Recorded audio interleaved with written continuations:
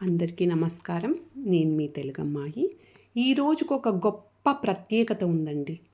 రాష్ట్రం ఎలాంటి ఆర్థిక పరిస్థితుల్లో ఉన్నా తన వ్యూహాలతో, తన ఆలోచనలతో ఒక గొప్ప అభివృద్ధి మార్గంలోకి తీసుకెళ్ళగలిగే ఒక గొప్ప రాజకీయ నాయకుడైన మన ఆంధ్రప్రదేశ్ ముఖ్యమంత్రి నారా చంద్రబాబు నాయుడు గారి 75వ జన్మదినం.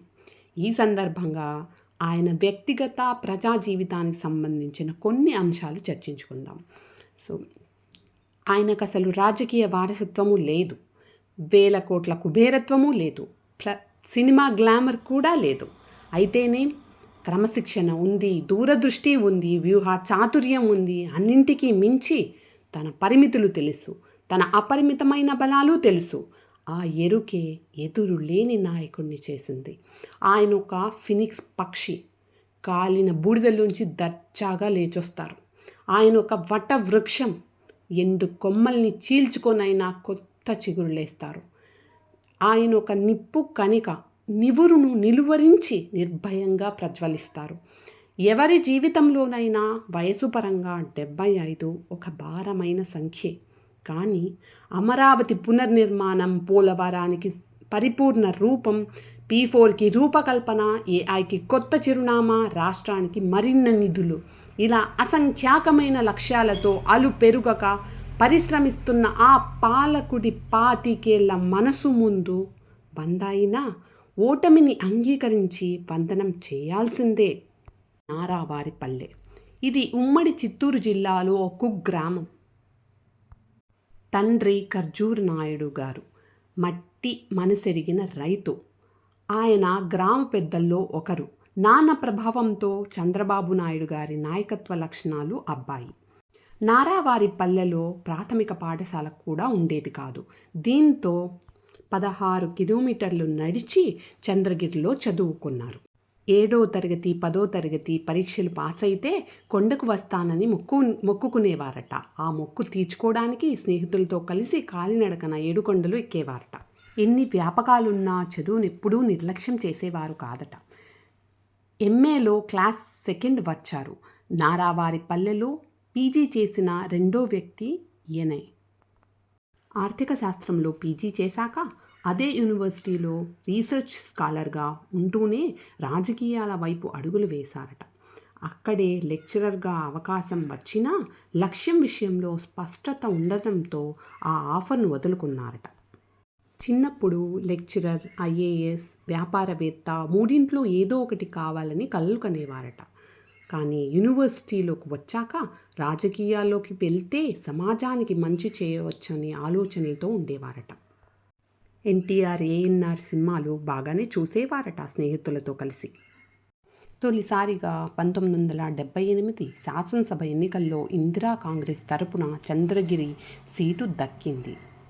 ఎన్నికల ప్రచారంలో విద్యార్థులకు పెద్దపీట వేశారు. నియోజకవర్గంలోని ఓటర్లకు వ్యక్తిగతంగా ఉత్తరాలు రాసేవారట. ఆ వ్యూహం ఫలించి 28 ఏళ్ల వయసులో యువ శాసనసభ్యుడిగా అసెంబ్లీలోకి కాలుమోపారు. 1980-83 మధ్య కాలంలో పురావస్తు, సినిమాటోగ్రఫీ, సాంకేతిక విద్య, పశుసంవర్ధక, నీటిపారుదల తదితర శాఖలకు మంత్రిగా ఉన్నారు. సినిమాటోగ్రఫీ మంత్రి అయ్యాక తన అభిమాన హీరో నందమూరి తారక రామారావు గారిని ఓసారి కలవాలనుకుని జయకృష్ణ గారి ద్వారా అనురాగదేవత షూటింగ్లో బిజీగా ఉన్న చంద్రబాబు నాయుడు గారు 1 గంట సేపటి పాటు ఎన్టీఆర్ గారితో చర్చించారట. చంద్రబాబు గారి వ్యక్తిత్వం ఎన్టీఆర్కు నచ్చి ఆయనతో బంధుత్వం కలుపుకోవాలని 1981లో తన కూతురు భువనేశ్వరితో పెళ్లి జరిపించారట. అంతలోనే ఎన్నో పరిణామాలు. తెలుగుదేశం పార్టీని స్థాపించడం, 1982లో ఎన్నికల్లో అఖండ విజయం సాధించడం, ఎన్టీఆర్ గారు అఖండ విజయంతో ముఖ్యమంత్రిగా ప్రమాణ స్వీకారం చేశారట. కాంగ్రెస్ నుంచి పోటీ చేసిన చంద్రబాబు మాత్రం ఓటమి పాలయ్యారట. ఎన్టీఆర్ గారి చుట్టూ ఉన్న పరిస్థితుల్ని చూశాక ఆయనకు అండగా ఉండాలని భావించి తెలుగుదేశం పార్టీలో చేరారట. తెదేపా ప్రధాన కార్యదర్శి హోదాలో ఎన్టీఆర్కు కుడిభుజంగా మారారు. 1989లో తొలిసారిగా కుప్పం నుంచి పోటీ చేసి అప్పటి నుంచి నియోజకవర్గం చంద్రబాబు కంచుకోటగా మారింది.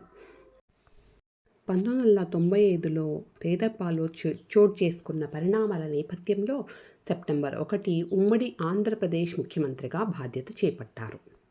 ప్రజల వద్దకు పాలనతో ప్రభుత్వాన్ని పౌరుల వద్దకు తీసుకెళ్లారు. శ్రమదానం, జన్మభూమి, పచ్చదనం, పరిశుభ్రత ఇలా అనేక వినూత్న కార్యక్రమాలకు శ్రీకారం చుట్టారు. 2002లో చంద్రబాబు నాయుడు గారు హైటెక్స్ను ప్రారంభించి 5,000 సీట్ల సామర్థ్యం కలిగిన మాదాపూర్లోని హైటెక్స్ భారత్లోని అతి పెద్దదిగా తీర్చిదిద్దారు. ఉమ్మడి ఆంధ్రప్రదేశ్ సీఎంగా విజన్ 2020తో హైదరాబాద్ ఐటీ హబ్గా తీర్చిదిద్దారు. ఐఎస్బి, ఐఐటి వంటి ప్రతిష్టాత్మక విద్యాసంస్థల ఏర్పాటులో కీలక పాత్ర పోషించారు. 28 ఏళ్ల క్రితం బిల్ గేట్స్ ఢిల్లీకి వచ్చినప్పుడు మహా కష్టంగా ఓ 10 నిమిషాల అపాయింట్మెంట్ సంపాదించారు చంద్రబాబు. ఆ కొద్దిసేపట్లోనే ఓ పవర్ పాయింట్ ప్రజెంటేషన్ను ఇచ్చి మైక్రోసాఫ్ట్ను హైదరాబాద్లో పెట్టమని అడిగారు. ఆ చిత్తశుద్ధి గేట్స్ను ఆకట్టుకుంది. బాబు చొరవతోనే మైక్రోసాఫ్ట్ హైదరాబాదుకు వచ్చింది. అమెరికా వెలుపల ఇదే తొలి మైక్రోసాఫ్ట్ కార్యాలయం. ఇప్పుడు అమరావతిలో సేవలు అందించేందుకు ఒప్పందాలు చేసుకున్నారు. చంద్రబాబు గారి కృషికి గుర్తింపుగా అనేక పురస్కారాలు వరించాయి. అమెరికాకు చెందిన ఒరాకిల్ కార్పొరేషన్ తమ మాసపత్రిక ప్రాఫిట్లో చంద్రబాబుకు హిడెన్ 7 వర్కింగ్ వండర్స్ జాబితాలో చోటిచ్చింది. తండ్రిగా కూడా తన కర్తవ్యాన్ని సమర్థంగా నిర్వహించారు. బిడ్డ మనసు తెలుసు కాబట్టే బ్రహ్మణిని కోడలిగా చేసుకున్నారు. దేవాంశ్కు తాతగాను చంద్రబాబుకు 100కి 100 మార్కులు వేయాల్సిందే. మనవడికి మంచి మంచి కథలు, కొత్త విషయాలు చెబుతుంటారట. ఎక్కడున్నా ఏం చేస్తున్నా ఆయన ఆలోచనలన్నీ సువిశాల ప్రజా కుటుంబం చుట్టూనే తిరుగుతూ ఉంటాయని చెబుతుంటారు. సదా తెలుగు ప్రజల శ్రేయస్సు ఆకాంక్షిస్తూ ఉంటారు. 2019 ఎన్నికల్లో ఓటమి పాలై ప్రతిపక్షంలో కూర్చున్నారు. 2021లో వైకాపా ఎమ్మెల్యేల ఆ అసెంబ్లీ సాక్షిగా తన కుటుంబాన్ని కించపరచడం ఆయన్ని తీవ్రంగా కలచివేసింది.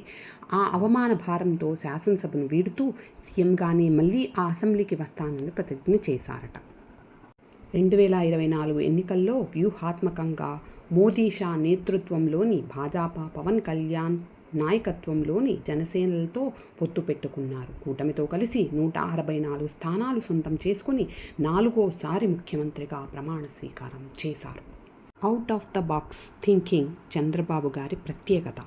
దేశంలోనే తొలిగా ప్రైవేట్ భాగస్వామ్యంతో జాతీయ రహదారులు, విమానాశ్రయ నిర్మాణం చేపట్టేలా ప్రధానిని ఒప్పించినా, ఆర్థిక సంస్కరణలతో సంపదల సృష్టికి బాటలు వేసినా ఆయనకే చెల్లింది. ప్రపంచంలో ఎక్కడున్నా తలసరి ఆదాయంలో తెలుగువారు ముందుండాలన్నది ఆయన కోరిక. ఎన్నికల్లో గెలిచినప్పుడు పొంగిపోలేదు, ఓడిపోయినప్పుడు కుంగిపోలేదు. ప్రతిపక్షంలో ఉన్నప్పుడు కూడా ప్రజల కోసం ఏం చేయగలనని ఆలోచించారు. రాష్ట్ర విభజన తర్వాత 16,000 కోట్ల ఆర్థిక లోటుతో కొట్టుమిట్టాడుతున్న రాష్ట్రాన్ని అత్యంత సమర్థంగా ఒడ్డుకు చేర్చారు. ప్రభుత్వ ఖజానాపై భారం పడకుండా రాజధాని అమరావతి నిర్మాణానికి రైతుల నుంచి 33,000 ఎకరాలను సేకరించారు. దేశాలు తిరిగి ఆంధ్రప్రదేశ్కు పెట్టుబడులు తీసుకొచ్చారు. ఆ కృషికి ఫలితంగానే కియా, హీరో మోటార్స్, ఇసుజు, అశోక్ లేలాండ్, హెచ్సిఎల్, ఏషియన్ పెయింట్స్, రామ్కో, ఫ్లోరా సిరామిక్స్, అపోలో టైర్స్ తదితర దిగ్గజ కంపెనీలు రాష్ట్రానికి తరలివచ్చాయి. సుదీర్ఘ రాజకీయ జీవితంలో అనేక ఆటుపోట్లు ఎదుర్కొన్నారు. కింద పడిన ప్రతిసారి అంతే పట్టుదలతో పైకి లేచారు. ఇలాంటి నాయకత్వం కలిగిన వ్యక్తుల జీవిత చరిత్రలు మనకు కూడా స్ఫూర్తిదాయకంగా ఉంటూ, కుదిరితే మనం కూడా ఇలాంటి నాయకత్వ బాటలో నడుస్తూ ప్రజాసేవలో మనం కూడా పాల్గొందాం. అందరికీ నమస్కారం.